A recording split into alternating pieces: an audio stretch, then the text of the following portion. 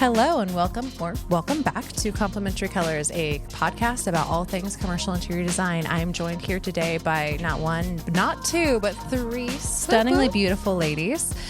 Cara Rude. Hola. Our one and only Ashley Killian. Hello. And Melissa Pribyl. Hello there. And again, I am Casey Key, and we're so glad that you're joining us for a very fun topic today. We're breaking it down to two things. And they're things that we as designers struggle with, as well as rage against, as well as fully embrace. I'm like, same thing? Oh, yeah. No, everything. We love it. We hate it. It's a toxic relationship. With one side, there's the opposite. I know. It's the worst. And it is DIY, fad, phase, or lifestyle. Ooh. Oh, I know.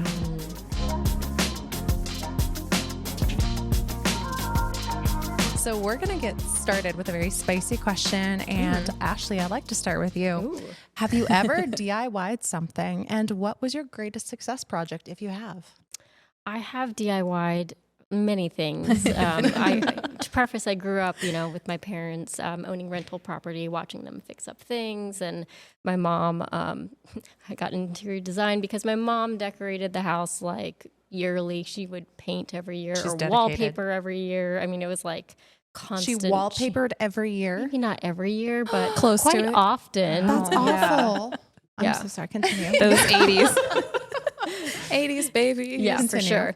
But I had a lot of DIY modeled for me growing up. So, but I would say my best success story was there's a handle that broke off in our shower.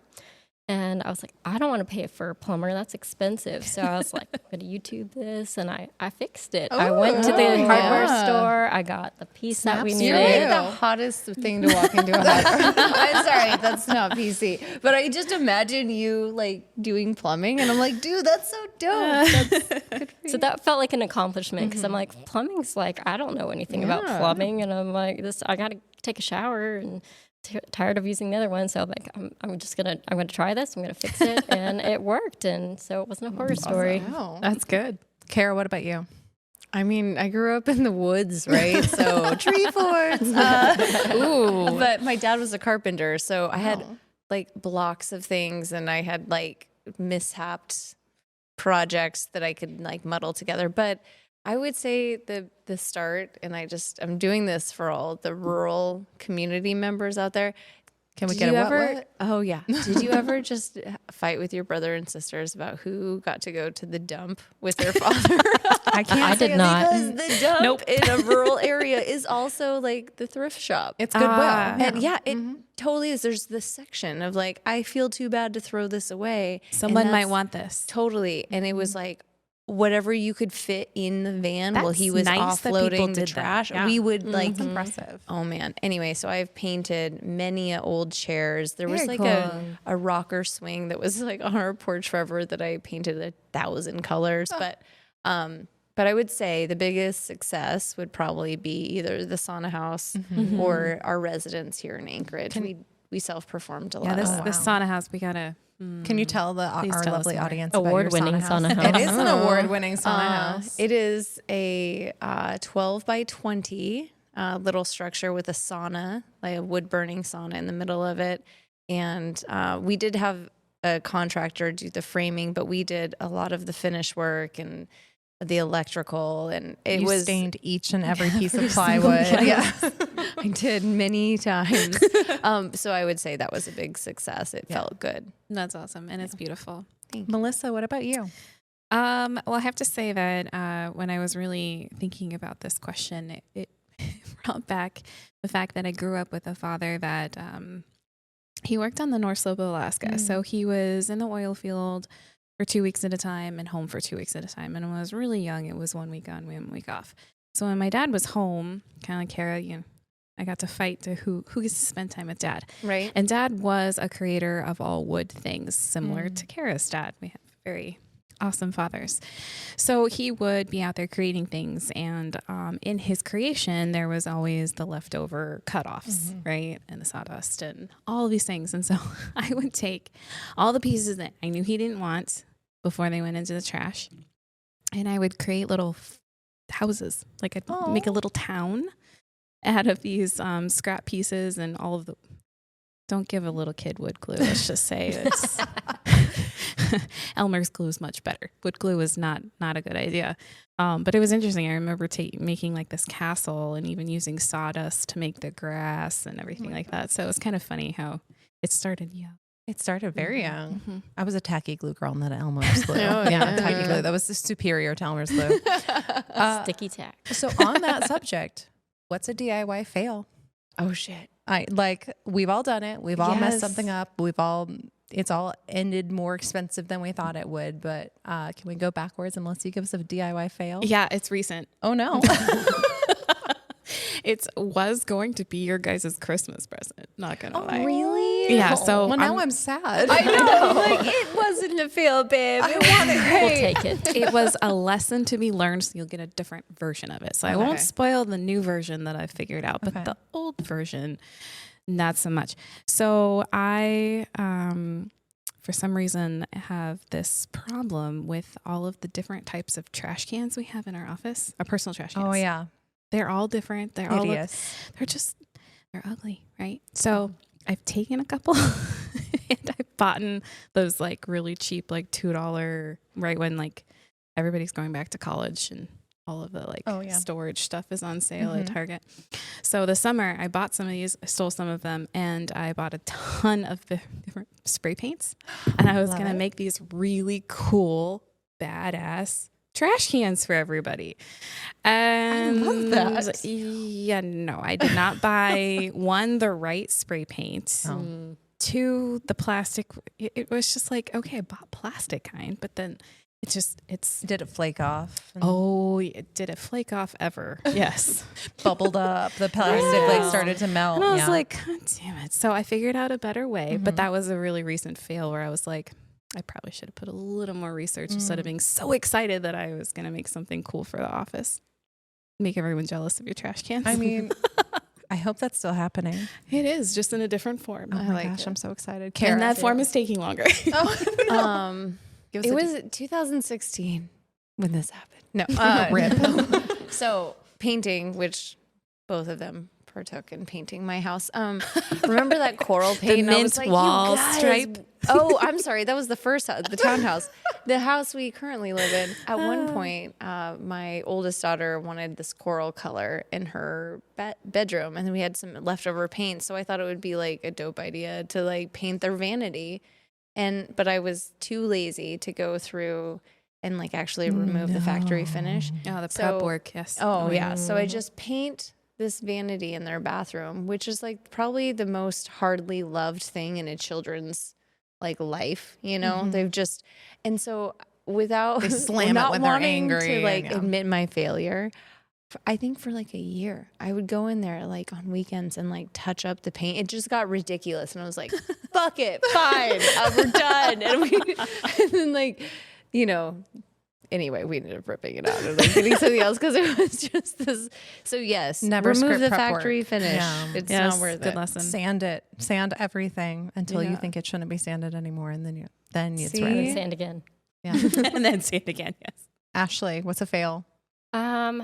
I have it's not necessarily a fail. Well,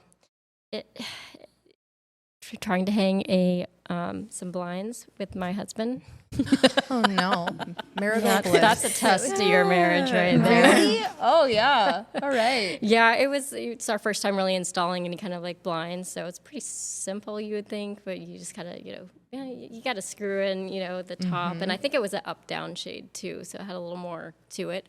But he started to put it up, and it was like crooked, and was like caused this big argument, and it's like, all right, this is not fun. So I ended up just leaving it crooked because I did not want to deal with the wrap. You're like, of the do I argument. hesitation do what I the fail was? hire I was a marriage counselor, the or do fail I is that I have a leave it crooked. I left it crooked. It was a rental too, so well, you're gonna take it down there's eventually. that. Yeah.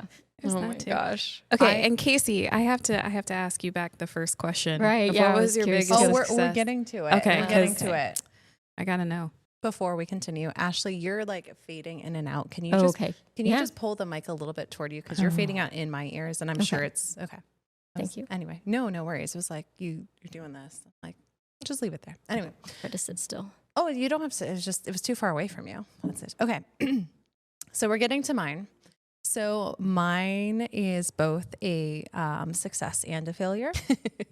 So my greatest success is my husband and I bought a used camper, and we poured time and money and love into this camper to like redo it to make it something that if anyone has ever been in a camper, you all know what it feels like. It feels gross, like you should be 75 years old, that you should be retired, and it should smell. And that's what every camper feels like. I don't care if it's a brand new one, fresh off the lot. They all suck. They're awful. No woman actually designed those. They're all designed by men.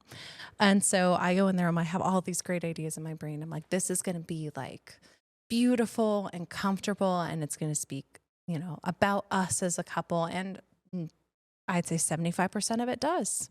And I'm very proud of it. And it was like very satisfying to turn something that felt like a 75-year-old woman who was living alone and had maybe a Chihuahua lived into something that became beautiful and a space that we both love being in. However, how's the past few months been? It's been fun. That's a different conversation. Sorry. I live in a camper right now, but they have been fabulous months. However, my greatest fail is the one thing I never did because I was defeated before it started, is in this camper. When you have a camper, it's all just like the same wallpaper. There's no like backsplash in the kitchen and water gets everywhere and it's gross. And so my mind was like, I know exactly what I want in there. I'm going to put this backsplash in. I've never done grout before, but I've done my research.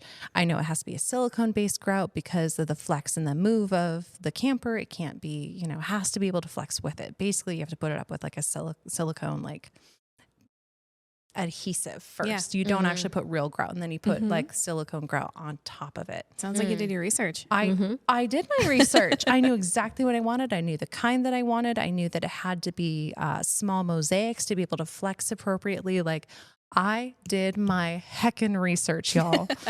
Heckin', because we're a clean podcast. I was just okay. All right. I was going to make a joke about men and their love of wood earlier, so I contained myself. Anyway, so I did my heckin' research, and I went to Lowe's to get all these things because I was like, it's going to be cheap. I'm going to make it work. And I went there, and I'm staring at everything and like making sure that I have the stuff that I picked out and I researched. And an old man comes up and he looks me up and down. He's like, can I help you?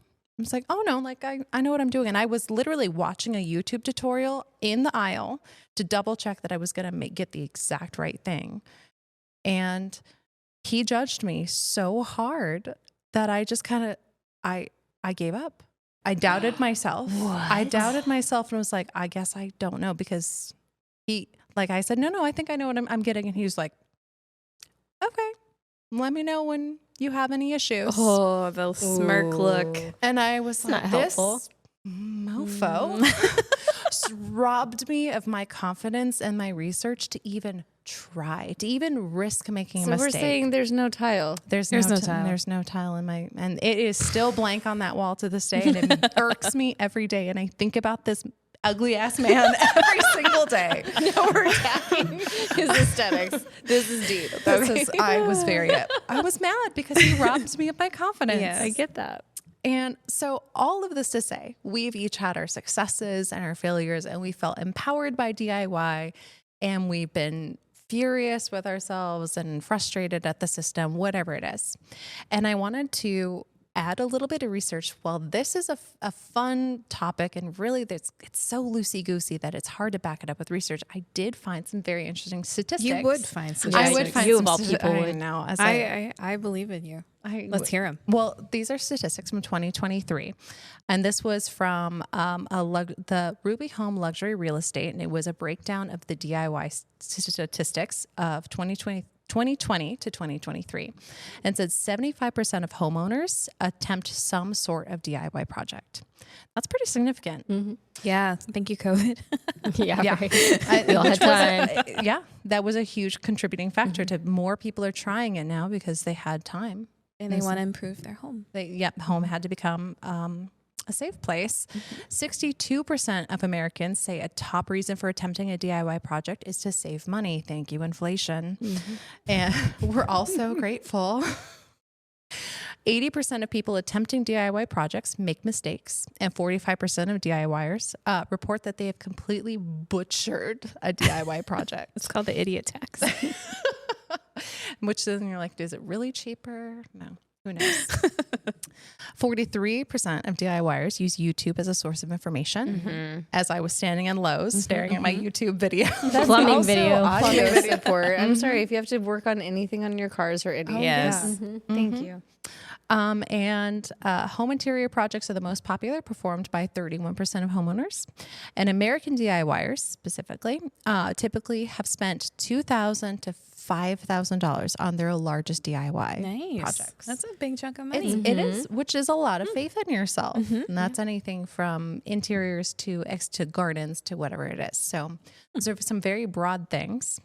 And as I'm sitting there reading these statistics, outside of like, humans have always been DIYers. We've always been creators. That's unique to our species in a lot of ways.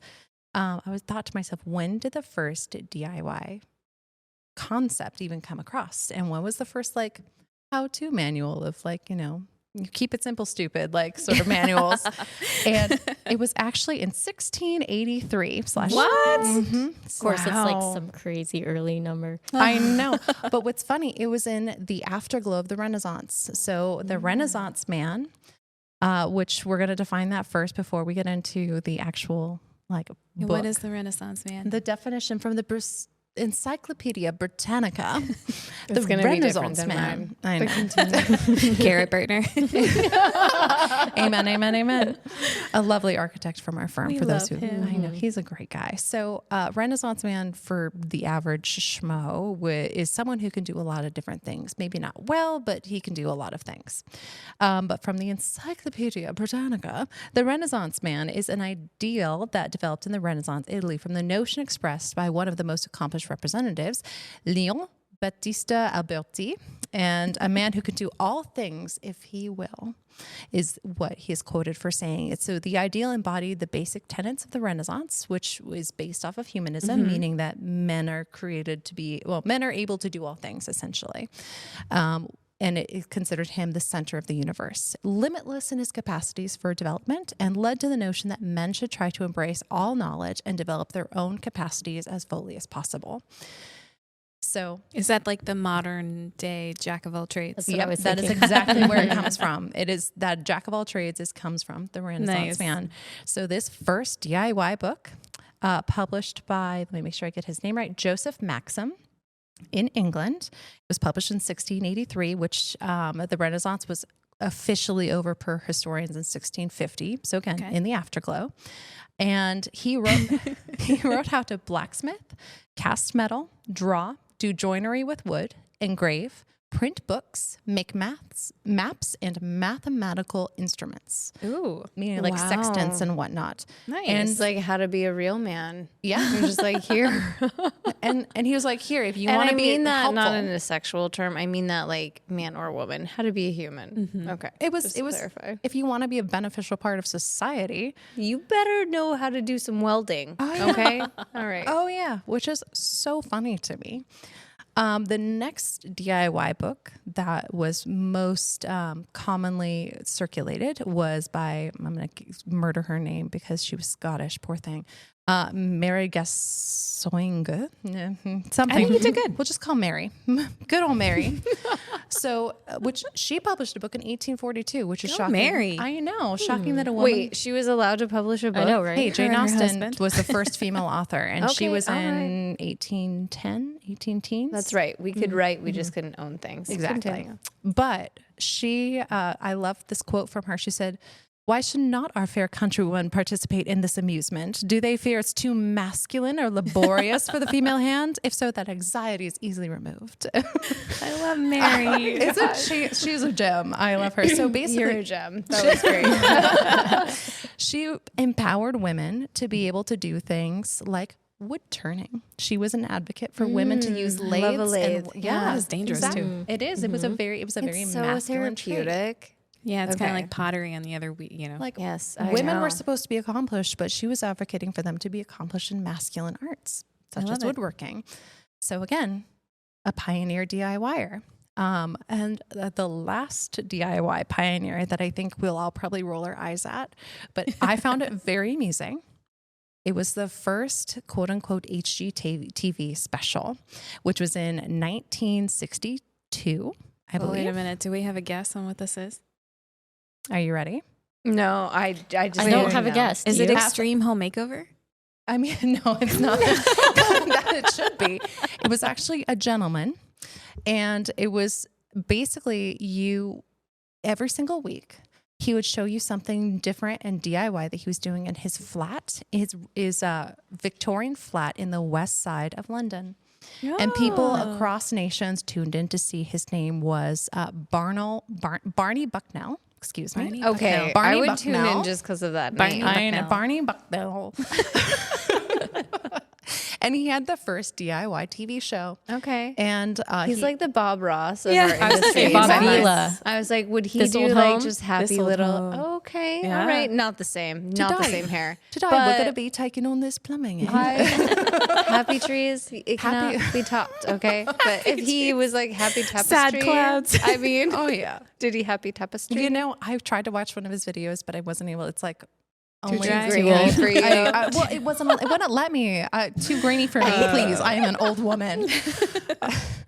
So that was very amused by that. So that leads Okay. into our opinion that I want to get from all of you guys.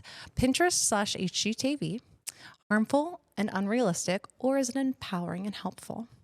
I think it's both. It's I hate it when I go neutral because all you guys are always so neutral. I'm like, no, black and white over Switzerland. here. No, but it is unrealistic. But because it's unrealistic, it gives people this beautiful false hope to actually start. And that's awesome. Yeah, confidence. They would not start and be empowered unless it was so unrealistic that they were like, oh, that will change my life. And so I think it helps.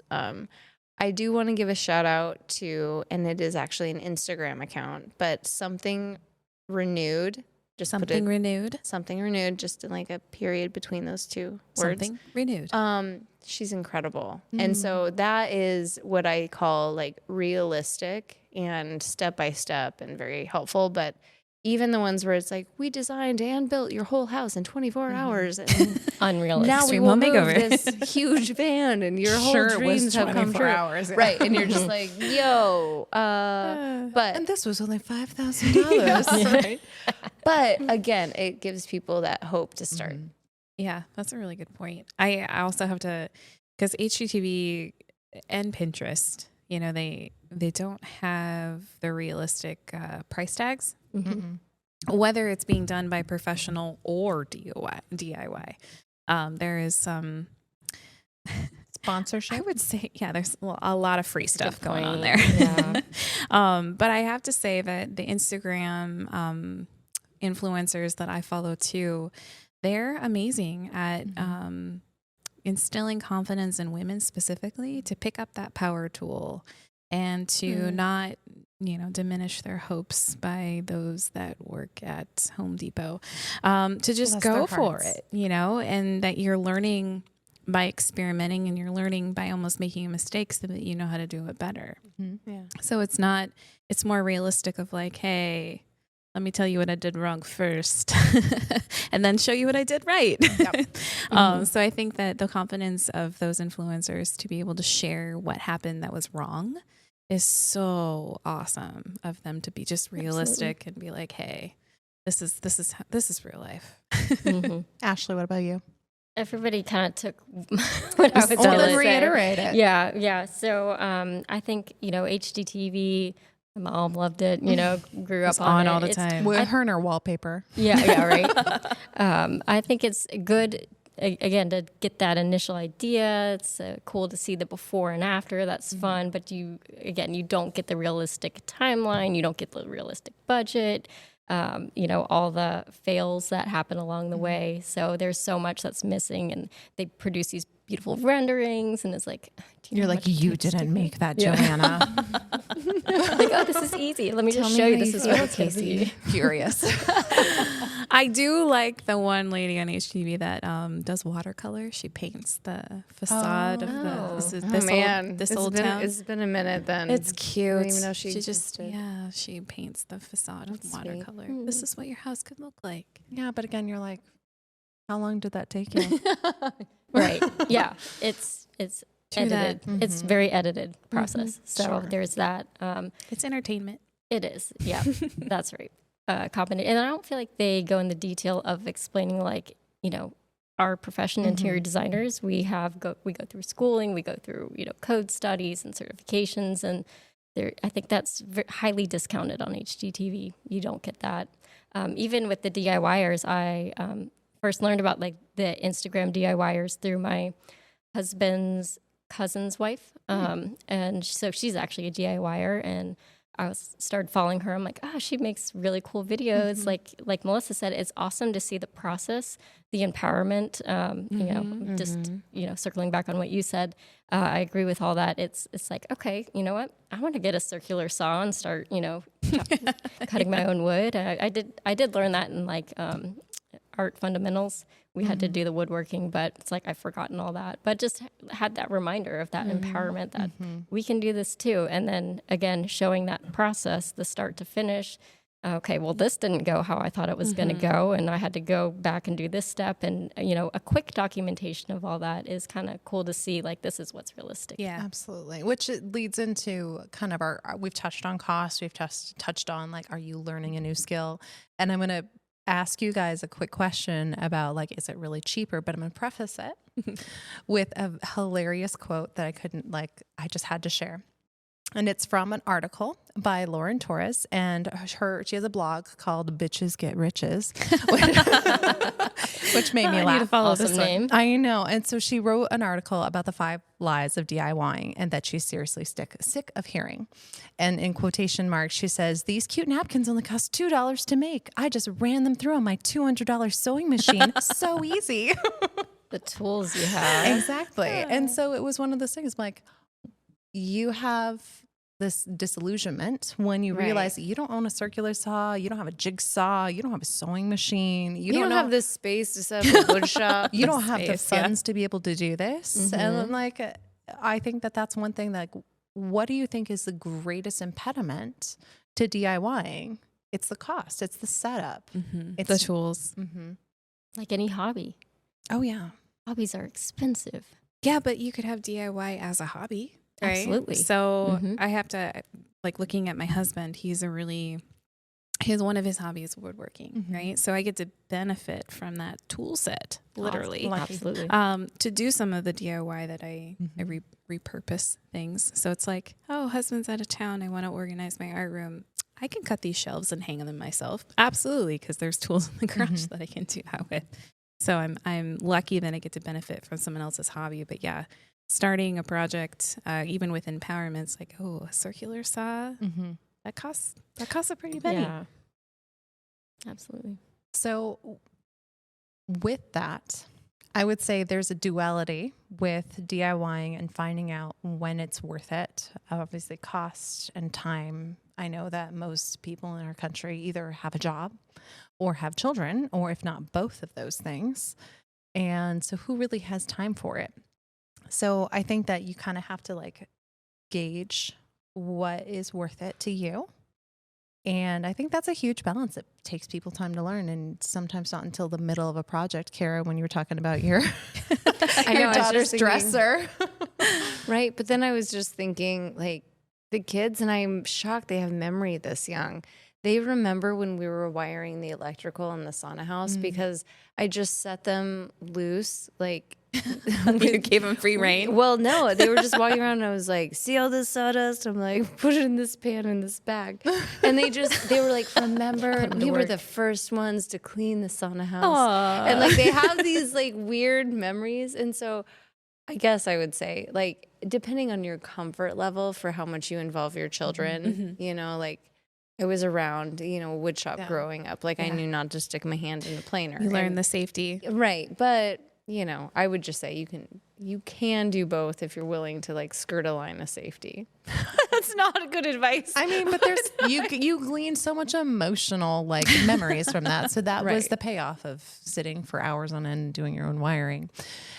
We are kind of running out of time. I don't want to take everyone's day. However, we do have our second part of our topic, and I just want to lightly touch on this. And this is something that we'll parse through in other episodes and whatnot. But topic 2 is kind of covering where these DIY desires might come from. And that's kind of finding maybe the impossible piece that you can never find that's quite you, or making a dream design become cost effective. However, the question I have for you is, how do we develop, find, or cultivate a personal style enough to know when DIYing is worth it? And so the final topic in a nutshell is exploring your own design. How would you get into it?